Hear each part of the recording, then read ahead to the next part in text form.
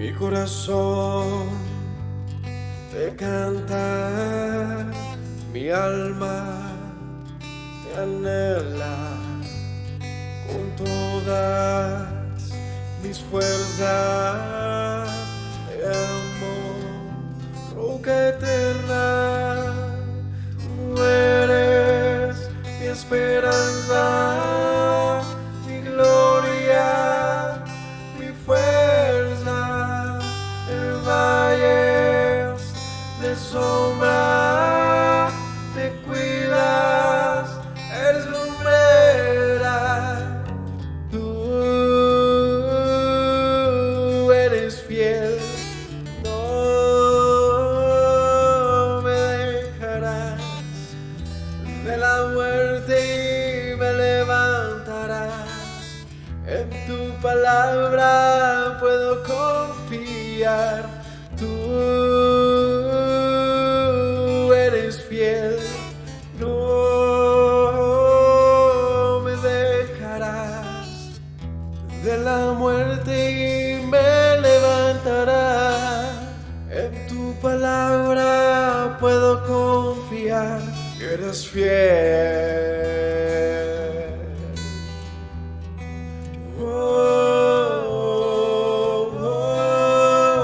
Mi corazón te canta, mi alma te anhela con todas mis fuerzas. Te amo, roca eterna, tú eres mi esperanza, mi gloria, mi fuerza. En valles de sombra te cuidas, eres lumbrera. Tú eres fiel, no me dejarás de la muerte y me levantarás. En tu palabra puedo confiar. Tú eres fiel, no me dejarás de la muerte y me levantarás. En tu palabra puedo confiar. Eres fiel, eres fiel. Tú eres fiel, no me dejarás de la muerte y me levantarás. En tu palabra puedo confiar. Tú eres fiel, no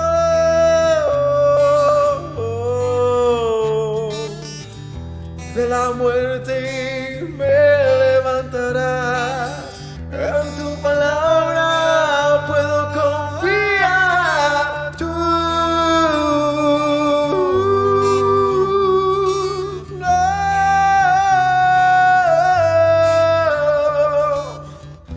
de la muerte me levantarás. En tu palabra puedo confiar. Eres fiel, eres fiel. Tú eres fiel, no me dejarás de la muerte y me levantarás. En tu palabra puedo confiar.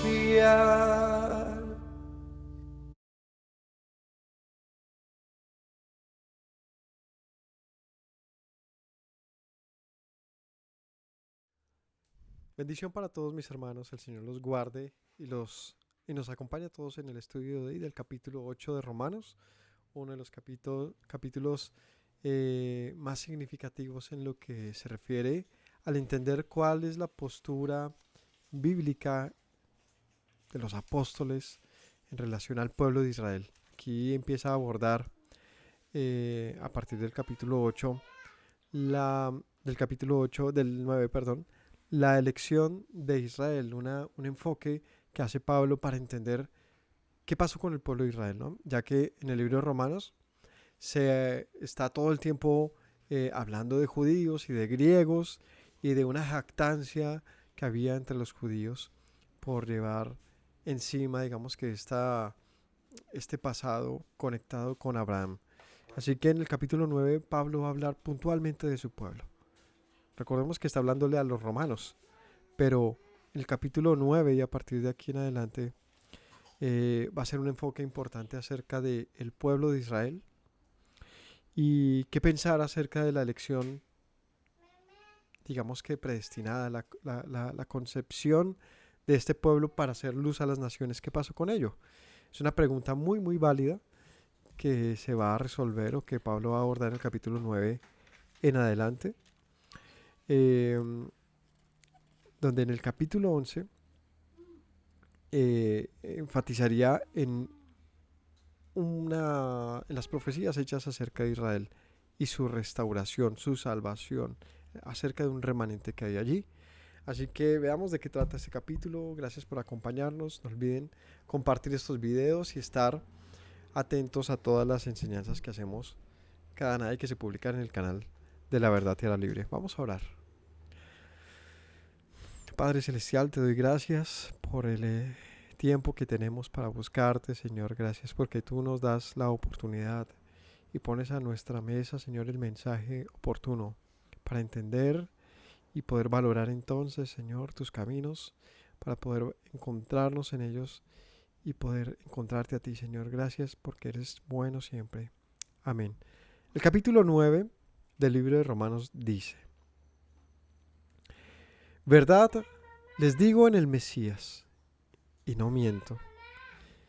Mi conciencia me da testimonio en el Espíritu Santo que tengo gran tristeza y continuo dolor en mi corazón, porque deseara yo mismo ser anatema, separado del Mesías, por amor a mis hermanos, los que son mis parientes según la carne, que son israelitas, de los cuales son la adopción, la gloria, el pacto, la promulgación de la ley, el culto y las promesas, de quienes son los patriarcas y de los cuales, según la carne, vino el Mesías, el cual es Dios sobre todas las cosas, bendito por los siglos. Amén. Muy interesante este arranque que tiene el libro de Romanos en el capítulo 9. Este arranque donde él dice, no les miento con esto. Es curioso como él dice, el Espíritu Santo me lo dice desde adentro y no. Lo que está diciendo Pablo es que denle valor a las palabras que estoy diciendo. Es algo importante, dice, no lo hago por pretender algo diferente, a demostrar mi necesidad, mi súplica, mi oración, mi ruego por mi pueblo. Pablo va a hablar de su pueblo puntualmente y particularmente hablando de los judíos y de los que vienen de una manera directa de las tribus de Israel, es decir, los hijos de Abraham, los israelitas. Y él dice, tengo un continuo dolor y una tristeza terrible en mi corazón, porque quisiera yo mismo ser apartado del Mesías y no ellos. Por amor a ellos yo preferiría ser apartado del Mesías, a ser contado como un maldito, como un anatema, y no que ellos, mis parientes, según la carne, es decir, mis conciudadanos de Israel, judíos, los que son israelitas, de los cuales son la adopción, gloria, pacto, promulgación de la ley, culto y promesas, hijos de los patriarcas, de los cuales vino también el Mesías, que se han separado de ese mismo Mesías que es parte de ellos. Yo tengo una continua tristeza por ellos. Ese es como arranca este capítulo. Entonces, Pablo quiere enfatizar que no es indiferente acerca de su pueblo y se lo comunica a los romanos. Ha estado hablándole a los romanos todo el tiempo diciéndoles, ustedes tienen un lugar en el pueblo de Dios, pero espérese, Yo tengo un dolor continuo, intenso, porque mi pueblo, el pueblo de las promesas, no recibe este mensaje. Un pueblo que tiene algo que no tiene el resto de los pueblos, y por causa de esto, de lo que tiene, su herencia, es que todas las promesas, incluyendo al Mesías, son posibles. ¿Cómo así? Versículo 4. Estos de ellos es, ojo, la adopción, la gloria, el pacto, la promulgación de la ley, el culto y las promesas. 6 cosas son mencionadas acá que le pertenecen a los israelitas. 6 cosas mencionadas. ¿Qué quiere decir esto? Que es algo que les pertenece a ellos y solo a ellos. Que fue originalmente entregado a este pueblo. Que cuando el Señor, Dios de Israel, lo entrega a este pueblo, lo hace a ellos. Y este es algo que Pablo resalta porque le está diciendo de una u otra manera a los romanos, esto no fue de ustedes, ni del mundo, ni de nadie, sino de mi pueblo Israel. Y ellos al parecer han desechado todo esto. Y por lo tanto, de aquí en adelante Pablo va a demostrar cómo es posible que a un pueblo que se le entrega algo viene a coparticipar de ese algo a las naciones. Es decir, no que haya sido entregado a Israel y también, o más bien en reemplazo de Israel al mundo, sino que por causa de la elección de Israel, esto también tiene un alcance a nivel mundial, a todos los humanos. ¿Qué? Vamos a ver estos puntos: la adopción, gloria, pacto, promulgación de la ley, culto y promesas. ¿Qué es la adopción a la que se refiere aquí? Dice aquí: ellos mis parientes según la carne son israelitas, de los cuales son la adopción. La palabra que encontramos aquí se refiere al que ellos fueron tomados como hijos de Dios.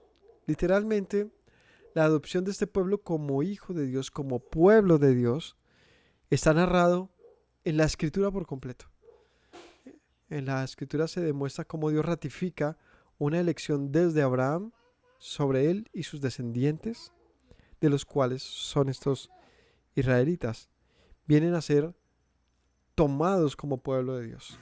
Tomados como pueblo de Dios. Por lo tanto, adoptados, en el buen sentido de que han sido apartados de entre las muchas naciones del mundo para ser tomados como pueblo, como dice, lo conocemos muy bien, Éxodo 19 dice: ahora pues, si han oído mi voz y guardan mi pacto, serán mi especial tesoro.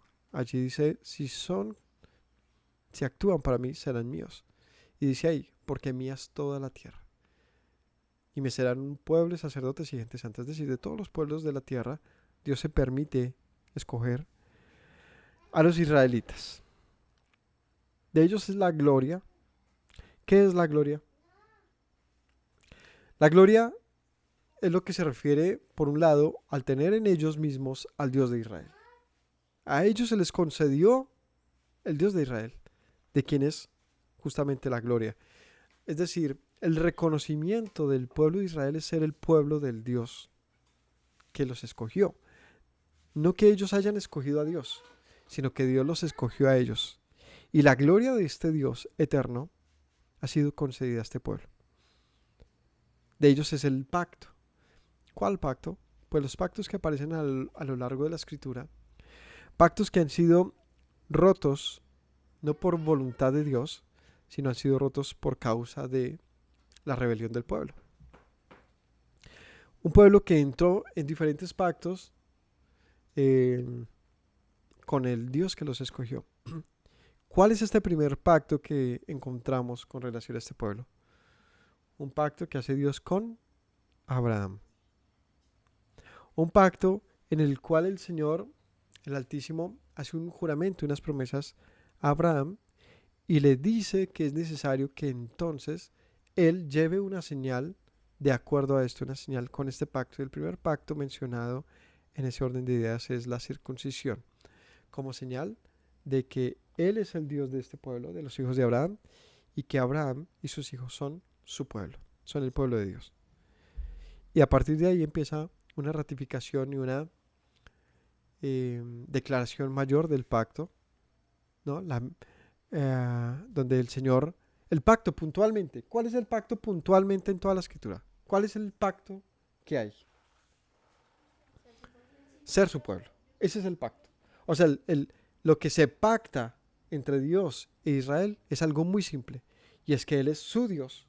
Y es que ellos son su pueblo. Ese es el pacto de pactos, digámoslo así. Es lo profundo, es lo concreto. Por lo tanto, viene la promulgación de la ley. El Señor les concede la ley como un testimonio, como una herramienta, como lo hemos aprendido en tantas ocasiones, también conocida como la ley del pacto o como el pacto mismo, pero estas leyes le son entregadas a este pueblo que es pueblo de Dios. Es decir, la ley no es el pacto, sino que por tener un pacto Dios con ese pueblo, les entrega una ley perfecta, maravillosa, que les lleva a la vida. Y no solo eso, sino que le instruye al Señor la promulgación a este pueblo. Es decir, nadie en el mundo tuvo la promulgación de la ley sino este pueblo. ¿Qué es la promulgación de la ley? La enseñanza de la ley. Fue un pueblo que una vez recibido la ley, también recibe la autoridad de la enseñanza de la ley misma y la promulgación. Llevar esta ley a lo largo de las generaciones. ¿Cómo? Sí, y el Señor se lo dice a Abraham, lo expresa un pasaje, ¿no? Le dice un pasaje de Génesis, le dice el Señor a Abraham, porque yo sé que tú, o no creo que lo dice en tercera persona, porque yo sé que él enseñará a sus hijos después de sí que guarden la ley, las promesas, ¿cierto?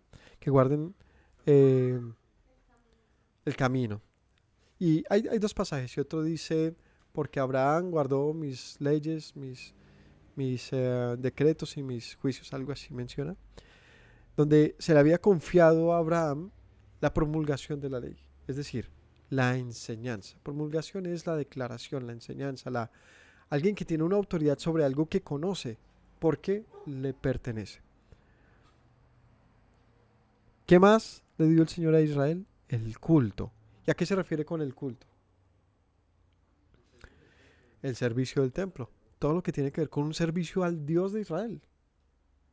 Es algo conferido a este pueblo por el sistema levítico. Un pueblo que sabía que sabía cómo acercarse a su Dios y sabía qué esperaba su Dios de ellos. Ningún pueblo en la tierra podría conocer esto de una manera tan explícita, porque el Señor lo entregó entre la misma ley. Un manual de instrucciones muy claras acerca de cómo el pueblo debía proceder en un culto literal, de todas formas, acerca de este Dios. Es decir, un pueblo que conocía cómo adorar a su Dios. Y por último, las promesas, y la más, quizás, la que hace necesarias las anteriores. ¿Por qué un pacto? ¿Por qué el culto a Dios? ¿Por qué ser adoptados como pueblo? ¿Por qué un pacto? ¿Por qué la gloria? ¿Por qué todo eso? Por causa de las promesas. Y las promesas es lo particularmente relacionado a Dios. Las promesas es lo que le toca a Dios. De todo esto mencionamos algo que en el fondo requiere de la participación del pueblo, pero en las promesas solamente depende de Dios. ¿Y qué es las promesas? Pues las promesas es algo que el Señor dice a Abraham y a sus descendientes que haría en el postrer tiempo. Las promesas son una esperanza que se encuentra a lo largo de toda la Biblia. Y la esperanza ha sido el motor entonces de que el pueblo siga vivo. Porque si no hubiese esperanza, si no hubiese algo que esperar, si no hubiesen promesas, la pregunta más sencilla sería, ¿por qué seguir al Dios de Israel? ¿Cierto? Es decir, que mientras que hay una promesa, hay un una esperanza, hay un aliento permanente, constante, que de pronto no esté tan cercano como querramos, pero que vendrá, vendrá. Y esas promesas no son pequeñas, ni son escasas, ni son insípidas, sino que las promesas que encontramos en la Escritura, que Dios da a su pueblo, son tales, son tan grandes, que destacan al pueblo de Israel por encima de todo el mundo. Son promesas que ponen a Israel en un lugar de especial tesoro sobre toda la creación incluso. Y por lo tanto, tener tales promesas de la mano, ser el pueblo de las promesas, hace que nos preguntemos, ¿y qué pasó entonces con Israel? La pregunta de Pablo y el dolor de él. Me duele mi pueblo, el pueblo de las promesas, el pueblo de la ley, el pueblo del pacto, de la gloria. De ellos son los patriarcas, los padres que nos han enseñado todo este camino. Y según la carne, es decir, ellos son pueblo hermano del Mesías. Y de estos patriarcas vino el Mesías, el cual, y aquí hice una afirmación muy poderosa, que no tiene que ser olvidada ni menospreciada. ¿Qué afirmación dice Pablo? Yeshua vino según este pueblo, ojo, de él es el cual es Dios sobre todas las cosas, bendito por los siglos. Amén. Es una afirmación muy, muy importante. ¿Qué pensaba? Porque para los que dudan acerca de la deidad del Mesías, yo les digo que para los apóstoles, para sus emisarios, es decir, no una voz de alguien que le parece que oyó, que vio, no le contó a nadie, no. Ellos mismos testificaron de una manera muy directa que Yeshua es Elohim, que es Dios. Y este es uno solo de, no muchos, pero sí otros pasajes que nos cuentan que Yeshua es Dios, para que no temamos, no tengamos miedo a pensarlo siquiera o a mencionarlo. Y para entender qué significa que Yeshua sea Dios y el Padre sea Dios y que no haya un temor de idolatría, hace falta un gran estudio, de los cuales ya les hemos compartido muchos en nuestro canal, pueden buscar.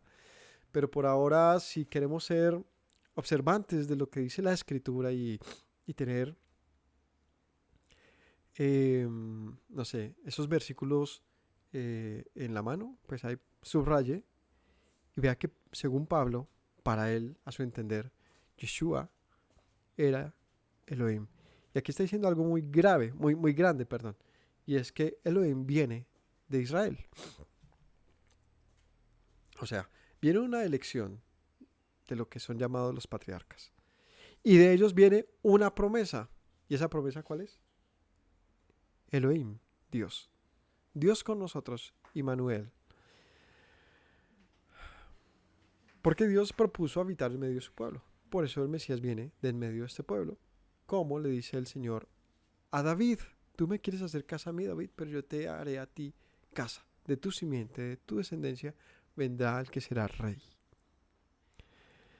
Así que viendo todo esto tan glorioso, tan grande, tan poderoso, dice Pablo, pero ¿para qué?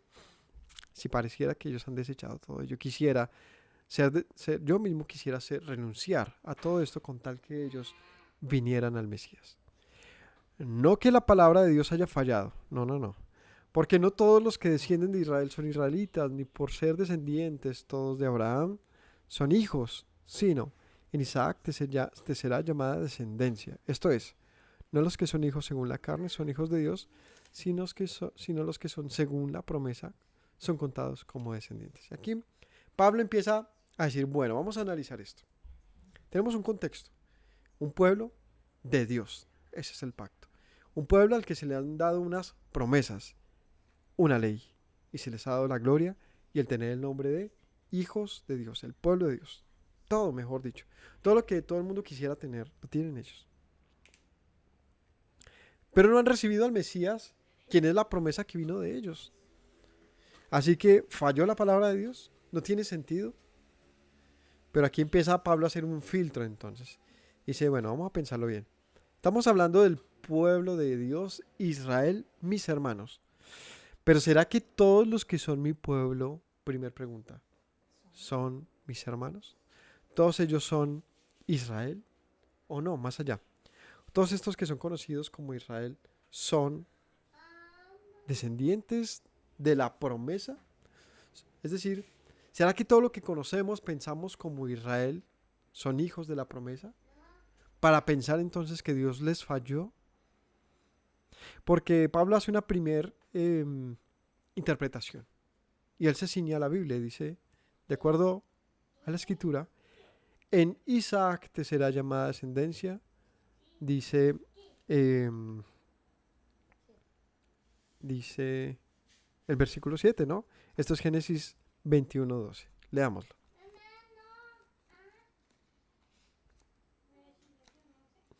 Uno 12.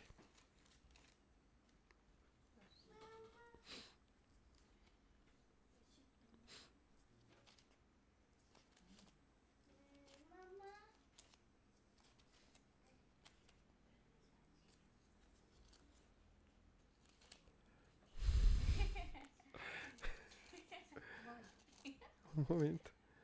Es 21:12. Dice, desde el 11, entonces el ángel de Yahweh le dio voces desde el cielo y dijo, Abraham, Abraham, y él respondió, heme aquí. Le dijo, no extiendas tu mano sobre el muchacho ni le hagas nada porque... Estaba leyendo mal, perdón, 21:12. Entonces dijo Dios a Abraham, no te parezca grave a causa del muchacho, de tu sierva y de tu sierva. En todo lo que te dijere Sara, oye su voz, porque en Isaac te será llamada descendencia. También del hijo de la sierva haré una gran nación. Aquí puntualmente está hablando de Ismael, ¿cierto? Ya que Ismael también es descendiente de Abraham. Entonces el primer filtro que hace, ¿cómo es que se llama? Pablo, es decir, bueno, vamos a hablar de los patriarcas, de las promesas a Abraham. Bueno, no todos los hijos de Abraham son hijos de las promesas, porque la promesa, particularmente según la Biblia, fue hecha sobre este hijo de Abraham, este hijo que era con su esposa Sara.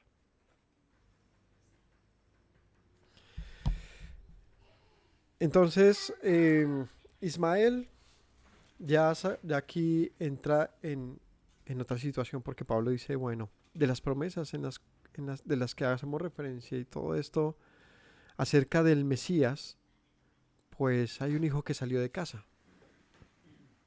Y este Ismael, pues no está ahí por lo menos.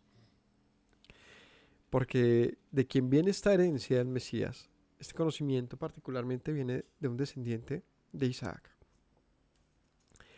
Entonces no es de los que son hijos según la carne, sino según las promesas. Estos son contados como descendientes. Versículo 9. Porque la palabra de la promesa es esta. Por este tiempo vendré y Sara tendrá un hijo. Esta es la promesa. No solo esto, sino también cuando Rebeca concibió de uno, de Isaac, nuestro padre, pues no había nacido aún ni había hecho aún ni bien ni mal, para que el propósito de Dios conforme a la elección permaneciese, no por las obras, sino por el que llama.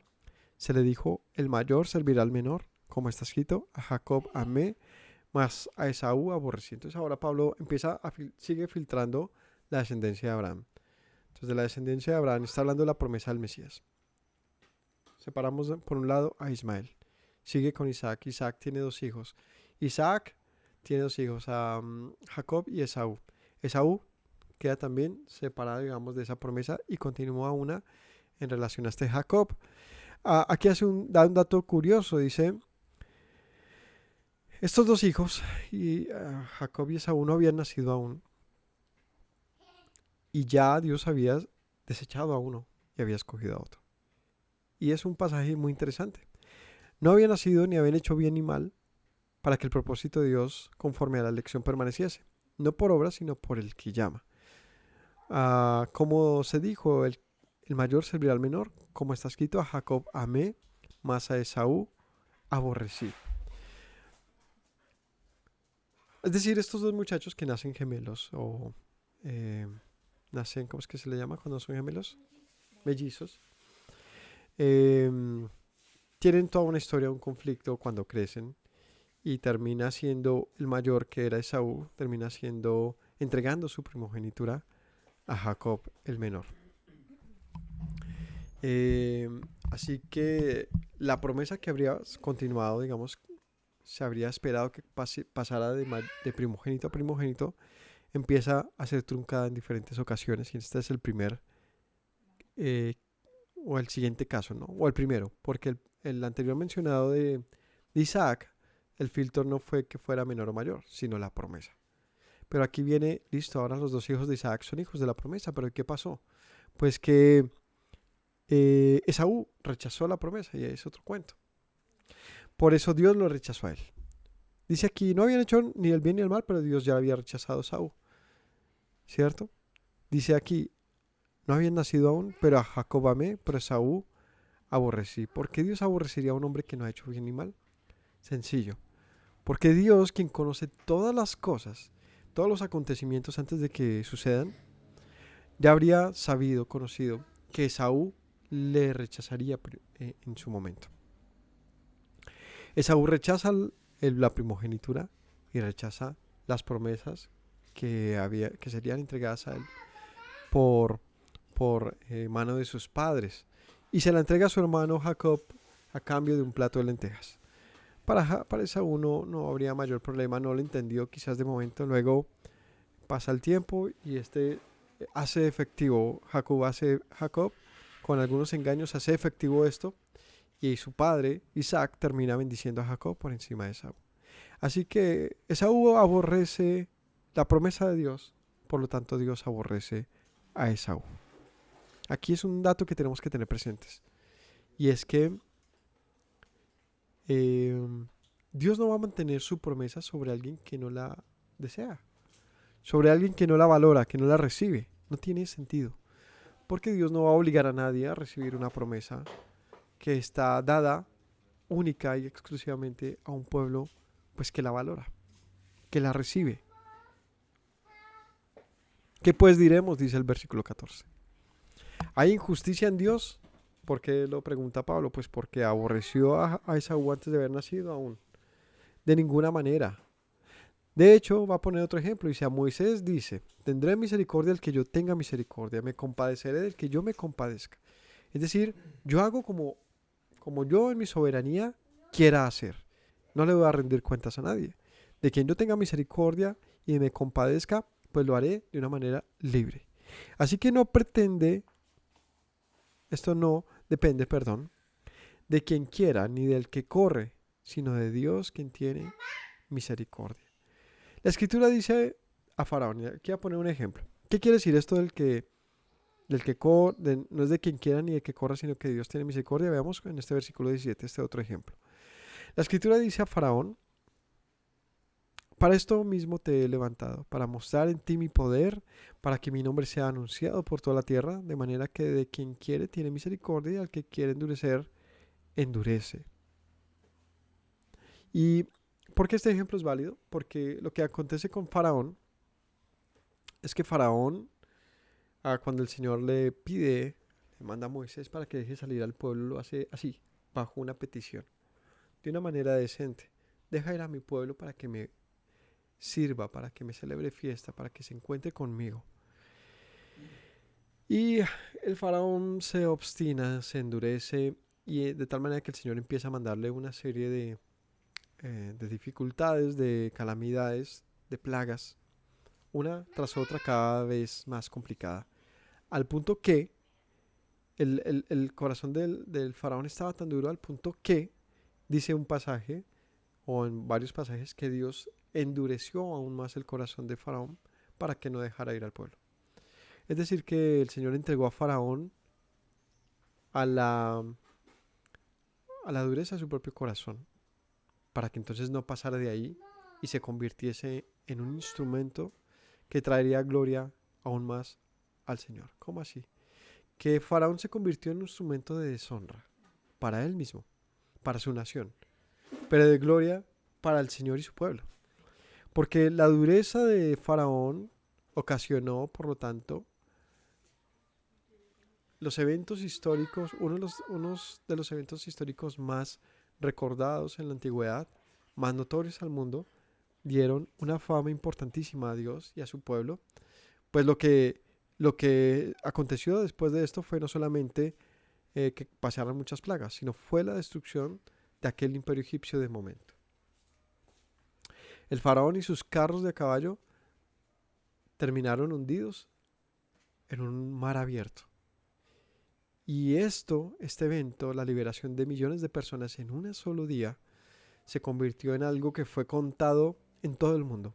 Un voz a voz que demostraría el poderío, las maravillas de Dios. Es decir, lo que parecía de deshonra y de un hombre malvado, pues se convirtió en gloria para Dios. Así que no es que Dios sea injusto, sino que un hombre que se resiste a Dios no va a prosperar en ello.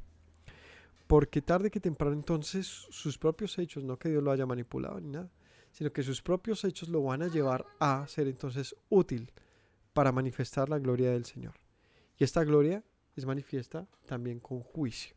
Un juicio que recibió Faraón y su pueblo, que recibió Esaú y su pueblo, que ha recibido Ismael y su pueblo. Bueno, Ismael es un caso aparte, es algo particular y diferente para ver en otro momento, pero por lo menos en lo que se refiere a Esaú y en lo que se refiere al ejemplo de Faraón, son ejemplos de la dureza del corazón y por lo tanto porque Dios puede aborrecer a alguien aún antes de haber hecho las cosas que haga. Tú me dirás, versículo 19, Dios, ¿por qué entonces inculpa? ¿Por qué pones un juicio sobre alguien que ha hecho mal? Porque ¿quién ha resistido entonces a su voluntad? Y Pablo corta esto de una manera poco brusca. Dice, hombre, ¿quién eres tú para que alterques con Dios? O sea, primero, antes de que tú te pongas a decir, bueno, y no es como injusto Dios, pues nos crea a todos y luego nos desecha aún sabiendo que seremos malvados. Y Pablo que dice, bueno, ¿y quién se ha resistido a su voluntad? Pues Faraón fue útil en las manos de Dios, así como Esaú también lo fue. Todos, buenos y malos, hemos sido útiles en las manos de Dios en sus propósitos. ¿Quién se puede resistir a su voluntad? También, si eso es así, entonces, ¿por qué nos culpa? Pablo lo corta diciendo, ¿quién eres tú para altercar con Dios? O sea, tú primero ponte en tu lugar. No pretendas tú, con una simple pregunta, menospreciar entonces la soberanía de Dios. ¿Acaso el vaso de barro dirá al que lo formó, ¿por qué me has hecho así? ¿No tiene potestad el alfarero sobre el barro para hacer de la misma masa un vaso de honra y otro para deshonra? ¿Y qué si Dios, queriendo mostrar su ira, haciendo notorio su poder, soportó con mucha paciencia los vasos de ira preparados para destrucción, para hacer notorias las riquezas de su gloria, las mostró para con los vasos de misericordia que él preparó de antemano para gloria? Dice Pablo aquí, muy interesante, no te pongas al nivel de Dios. Si quieres entenderlo, primero ponte en tu lugar. Tú eres un pedazo de barro como yo. Y que si el dueño de todas las cosas utiliza su barro como desea. Algunos para unos honrosos y otros para deshonra. Y esto de honra y deshonra está hablando de dos cosas en particular. Por ejemplo, ser usado en deshonra es el ejemplo de Faraón. Lo que pasó con Faraón fue algo muy vergonzoso, porque es la demostración de un hombre muy, muy terco, muy obstinado, que no le permitió a Dios obrar, por lo tanto Dios tuvo que acabar con él. Pero de esa manera, en lo que fue la deshonra del pueblo egipcio, se convirtió en la gloria del pueblo de Israel. Es decir, se demostró que un pueblo también fue usado como un pueblo, como vasos de honra. Mostró la riqueza de Dios con vasos de misericordia. Es decir, que la misericordia de Dios sobre su pueblo se convirtió en destrucción para otro pueblo. Lo que siempre les he dicho, la manifestación de Dios tiene dos sabores, ¿no? Es como alguna comida aquí colombiana, ¿no? Que es agridulce. No a todos les termina de gustar. Y mejor que te guste. ¿Por qué? Porque la manifestación de Dios termina siendo de gloria, de poder, de todo lo bueno que te imaginas, pero también al mismo tiempo de todo lo peor que te imaginas. ¿Cómo así? Cuando el Señor se manifiesta sobre su pueblo para rescatarlo, para salvarlo, para liberarlo, se convirtió al mismo tiempo, en el mismo instante, en la destrucción de otro pueblo por completo. Es decir, mientras un pueblo está siendo rescatado, salvado por misericordia de Dios, otro pueblo está siendo destruido y está pasando su momento de vergüenza más terrible ante el mundo. Los egipcios pasan por un estrago completo que tocó su economía, sus dioses, sus hijos, sus ganados, todo fue arrasado.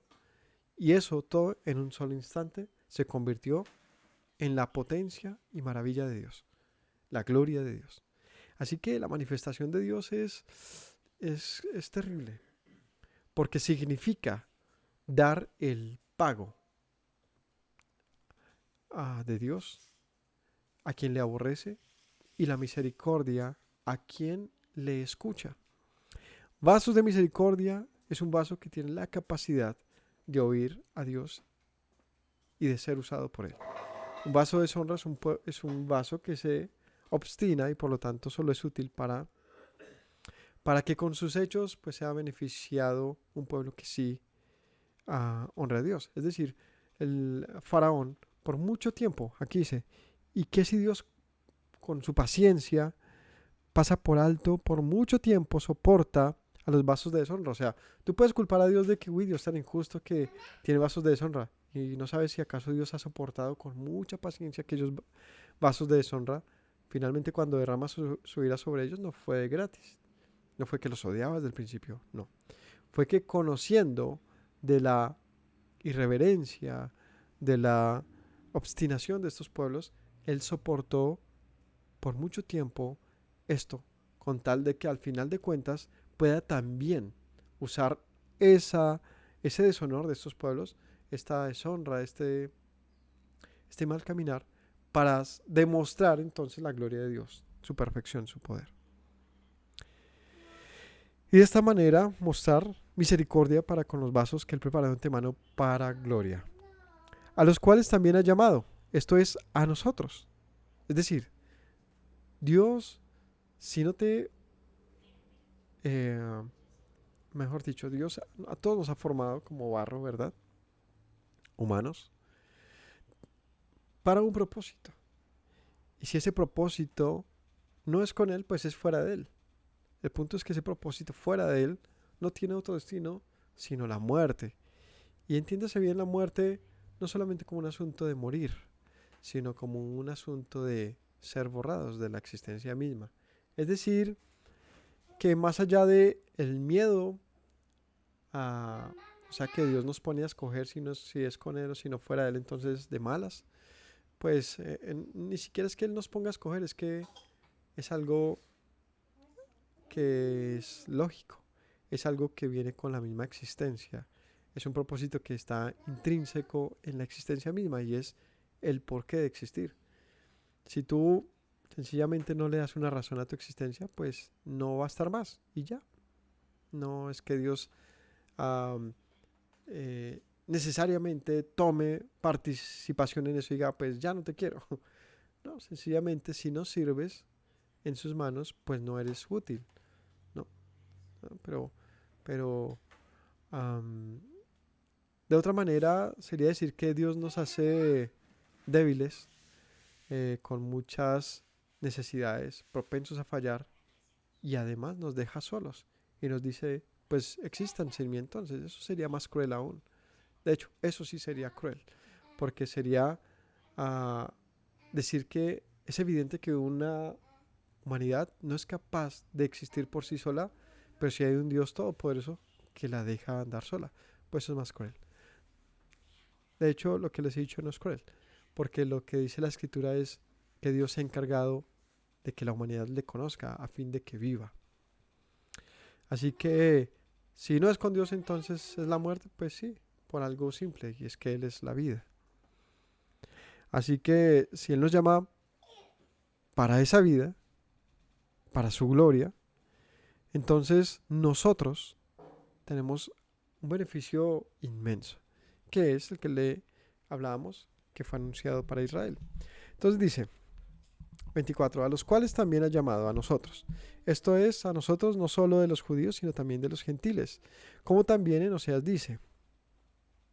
Entonces, ahora Pablo aquí a esto va a introducir, bueno, ya sacamos de esta lista a los que se autodeterminan como hijos de las promesas simplemente por ser hijos de Abraham. Pero la historia nos cuenta de esos pueblos otras cosas, y es que ellos por sus actos pues han sido como sacados de esas obligaciones de Dios. Así que, ¿qué pasa con los que quedamos? Bueno, es que no son todos. Y no son solo estos, sino que también encontramos este llamamiento de Dios fuera de los descendientes de Abraham, ya que no solamente de los hijos de carne de Abraham viene esto, sino de los que son hijos de las promesas. Entonces aquí dice, en Oseas dice, llamaré pueblo mío al que no era mi pueblo y a la no amada amada. En lugar donde se les dijo, ustedes no son mi pueblo, serán llamados hijos del Dios viviente.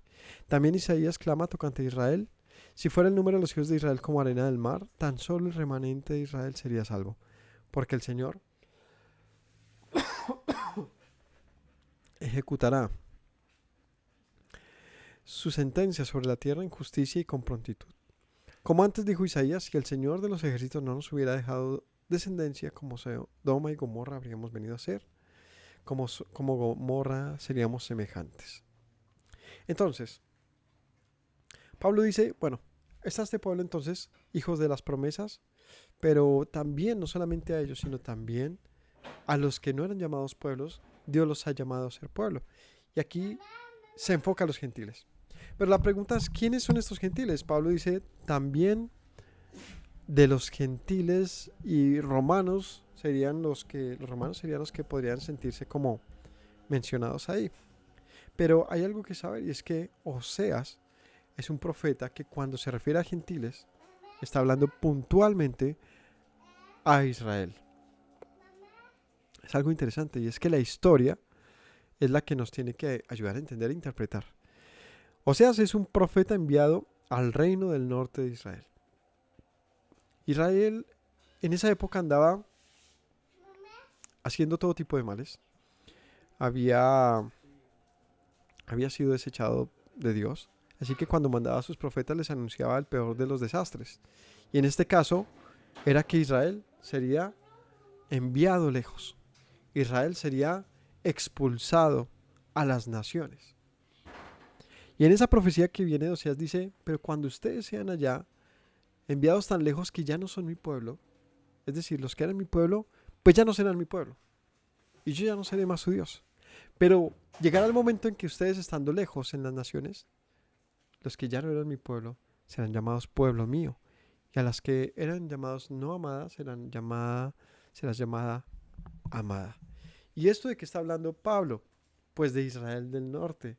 O sea, ¿de quién habla? De Israel del norte. Es decir, de un Israel que se extravió por el mundo, ¿no? Una oveja perdida.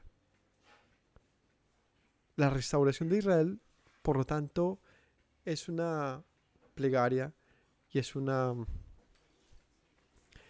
promesa de la cual se anuncia y se espera en la Escritura. Y es la restauración del tabernáculo caído de David, que es de lo que le preguntan los discípulos al Señor antes de ascender a los cielos. Maestro, ¿y cuándo restaurarás el tabernáculo caído de David? ¿Cuándo restaurarás a Israel? ¿Cuándo será esto? ¿Y qué es la restauración de Israel? Pues que estas tribus que fueron esparcidas por el mundo, que se mezclaron con el mundo, que están aquí ahora entre los romanos, que fueron expatriados, que fueron enviados de lejos, vengan a descubrir su lugar en medio de su pueblo y sean llamados pueblo. ¿Por qué? Porque ellos son también hijos de las promesas.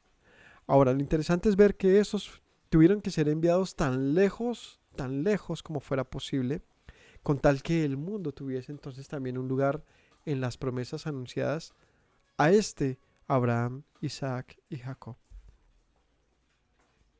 Así que, en Isaías dice acerca de Israel, si fuere Israel como los hijos, como la arena del mar, solamente un remanente sería salvo. Entonces, si Israel se esparciera por el mundo y llegara a ser como la arena del mar, es decir, tantas personas, que es lo que es evidente ahora, que es decir, que este pueblo llegó tan lejos que en todo el mundo podemos decir que hay hijos de Israel, que en todo lugar podemos decir que el Señor ha llamado pueblo para sí. Dice, a pesar de eso, solamente un pequeño remanente será salvo. O sea, a pesar de los millones de personas, hijos de Israel esparcidos por el mundo, que vienen a ser ahora llamados gentiles, de eso solamente un poco será llamado salvo. Porque el Señor ejecutará su sentencia sobre la tierra en justicia y con prontitud. Y como antes dijo Isaías, si el Señor de los ejércitos no nos hubiera dejado descendencia, como Sodoma habríamos venido a ser y como Gomorra seríamos semejantes. Así que en los descendientes de Israel viene la promesa. En los descendientes de Israel viene la esperanza de la salvación de este pueblo. Otra pausita. Versículo 30. ¿Qué pues diremos? Que los gentiles que no iban tras la justicia han alcanzado la justicia, es decir, la justicia que es por fe, mas Israel que iba tras una ley de justicia no la alcanzó. ¿Por qué? Porque iban tras ella no por fe, sino como por obras de la ley. Pues tropezaron en la piedra de tropiezo, como está escrito. Y aquí, pongo en Sión piedra de tropiezo y roca de caída, y el que creyere en él no será avergonzado.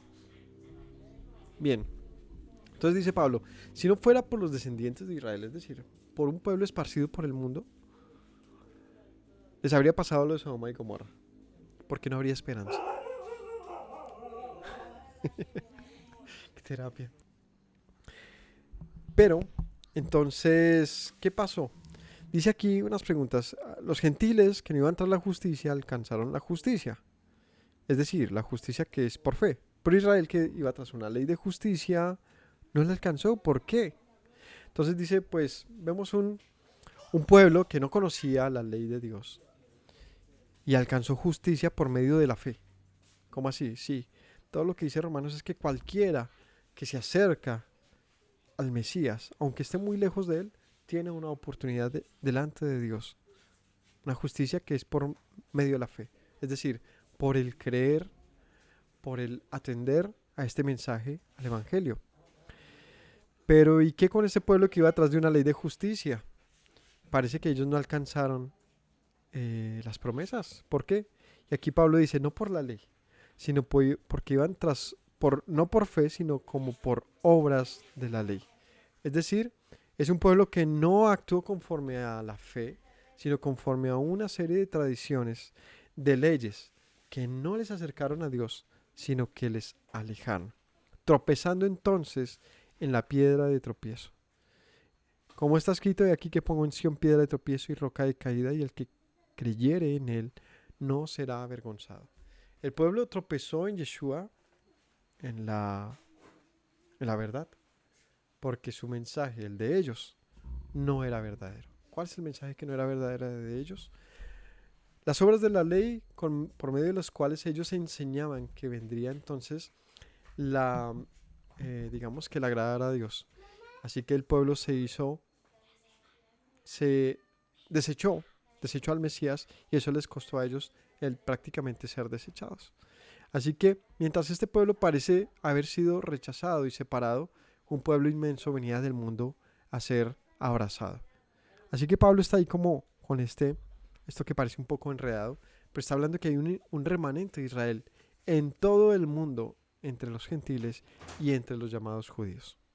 Vamos a ver en los próximos capítulos cómo Pablo llega a unas grandes conclusiones acerca de entonces quién es Israel. Que el Señor los bendiga. Gracias por habernos acompañado en este estudio de hoy. Qué pena por las pausas y los cortes, pero hay cosas que se salen de las manos. Un abrazo y bendición para todos. Shalom. Me presento nuevamente, mi Rey, mi buen Señor. Mis pasos se han desviado, necesitan dirección. En tu amor me he refugiado, Yeshua, pues así al Padre puedo hoy decir: Me presento nuevamente, mi Rey, mi buen Señor. Mis pasos se han desviado, necesitan dirección. En tu amor me he refugiado, Yeshua, pues así al Padre puedo hoy decir: Abba, Padre, Baruch atah. Señor Dios nuestro Rey de eternidad. Abba, Padre, Baruch atah. Adonai Eloheinu melech haolam.